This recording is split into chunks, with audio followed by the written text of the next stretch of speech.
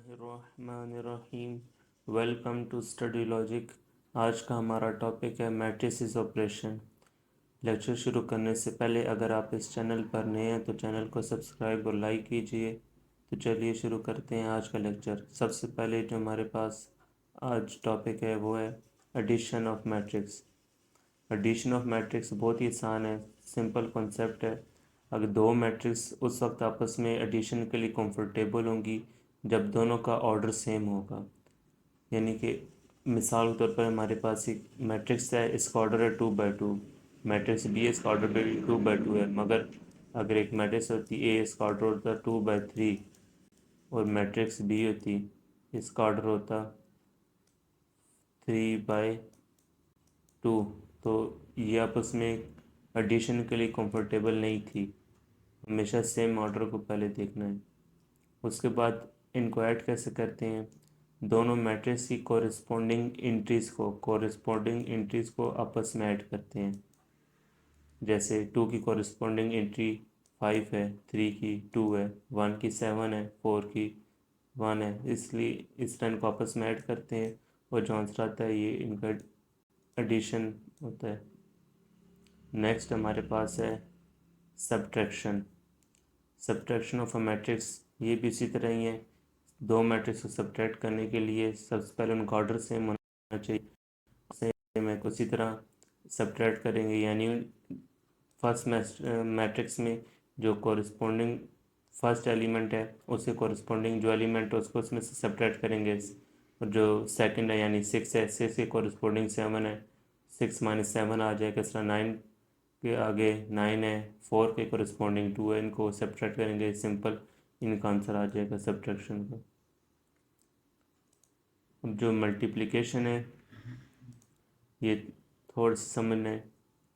Multiplication, two matrices are said to be comfortable for multiplication if number of column of first matrix is equal to the number of rows of second matrix। अगर first matrix के number of column second matrix के number of रोज के बराबर हैं तो ये comfortable for addition होगी। जैसे ए मैट्रिक्स का ऑर्डर है 2/3, where 2 is number of rows and 3 is number of column। B matrix का इसका ऑर्डर है 3/2 और ये नंबर ऑफ रोज है, नंबर ऑफ कॉलम है। जैसे डेफिनेशन हमने पढ़ा है, पहली मैट्रिक्स के नंबर ऑफ कॉलम दूसरी मैट्रिक्स के नंबर ऑफ रो सेम होने चाहिए, तो तभी मल्टीप्लिकेशन के लिए कंफर्टेबल होंगी। अभी इसकी एग्जांपल देखते हैं। Matrix A 2 3 1 8 2/2 order, matrix B 1 3 7 5 6 2 3/2 2/3, यानी फर्स्ट के 2 है कॉलम और मैट्रिक्स बी के रो 2 हैं, तो आपस में कंफर्टेबल फॉर एडिशन है।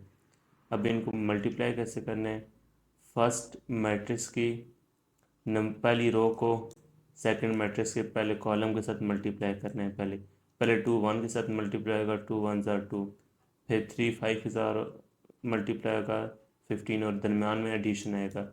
अब इसी की पहली रो को दूसरे कॉलम के साथ मल्टीप्लाई करना है, 2 3 6 प्लस 3 6 18।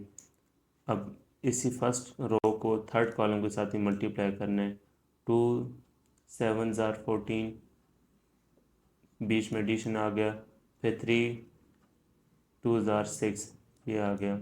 अब इसी सेकंड रो को फर्स्ट मैट्रिक्स की सेकंड रो को दूसरी मैट्रिक्स के फर्स्ट कॉलम के साथ मल्टीप्लाई करना है। जब इसको मल्टीप्लाई कर लेंगे फिर सेकंड रो को सेकंड कॉलम के साथ, इसी तरह सेकंड रो को थर्ड कॉलम के साथ, फिर इनको ऐड करना और ये इनका आंसर है। अभी मिसाल के तौर पर एक ऑब्जेक्टिव है, which of the following are comfortable for addition. अब कैसा पता चलेगा ये कंफर्टेबल फॉर एडिशन है और ये नहीं है। सबसे पहले इनका ऑर्डर देखना है। फर्स्ट मैट्रिक्स का ऑर्डर है 1/2 और सेकंड के 1/2।